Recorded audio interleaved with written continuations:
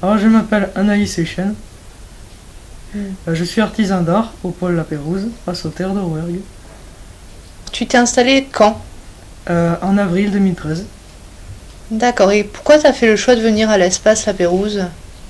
Au départ, je travaillais dans ma maison, tout seul, et avec donc une collègue qui est macro-photographe, on a eu l'idée de postuler en fait pour s'installer à la maison La Pérouse. Et on a été sélectionné donc. Et pour toi, ça représente quoi d'avoir un local? Qu'est-ce que ça t'apporte? C'est la première fois que je peux communiquer avec des gens et confronter mon travail à un public. D'accord, et ça fait plaisir ça? Ah, ça fait bizarre. Ça fait bizarre. J'ai jamais fait avant. Et le fait qu'il y ait justement une certaine communauté en fait d'artisans, est-ce que c'est bénéfique? Oui, absolument. Parce qu'il y a des gens qui savent faire ce qu'on ne sait pas faire. Et en les regardant, on apprend. Et vice-versa. C'est très important d'être plusieurs pour apprendre des choses difficiles. Et au niveau de ton travail, alors tu le qualifierais comment?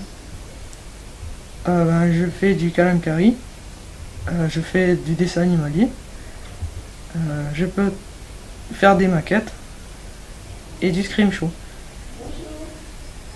D'accord, c'est particulier.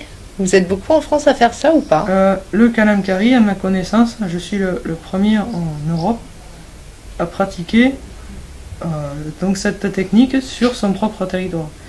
C'est vrai que généralement, il y a le kalamkari a le vent en poupe en Inde et les grands couturiers en fait commandent le kalamkari et font arriver le kalamkari pour les mettre sur les habits en France. Mais il n'y a pas des gens qui font le kalamkari en France. D'accord, et toi tu proposes carrément des toiles? En fait, au départ, mon travail c'est la simulation mathématique. Et donc en fait, je propose des simulations mathématiques aux particuliers qui me demandent.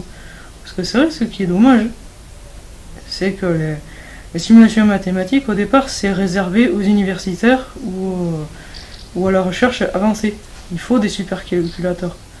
Et en fait, il y a certaines choses que je sais calculer assez vite, et donc je peux me mettre à la disposition des gens. Si par exemple quelqu'un veut regarder comment ça vole un aigle, ou comment ça se construit un coquillage, à peu de frais, à beaucoup moins de frais, il peut me le demander.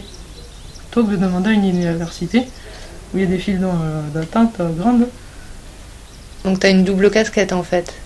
Je sais pas, c'est qu'au départ, je travaillais tout seul, je faisais des mathématiques tout seul dans mon coin. Et j'ai eu envie en fait de trouver un endroit dans la société où je puisse faire un travail correct et que ça plaise aux gens et que tout le monde soit content. Et pour toi, est-ce que tu te sens épanoui maintenant ici, dans cet univers? C'est différent, c'est vrai que ça change, j'ai encore beaucoup de choses à apprendre. Pour l'instant, c'est pas vraiment de l'épanouissement, là c'est beaucoup de travail. Et l'épanouissement, oui, il viendra après. C'est que là, il faut travailler, c'est très... il faut être très concentré.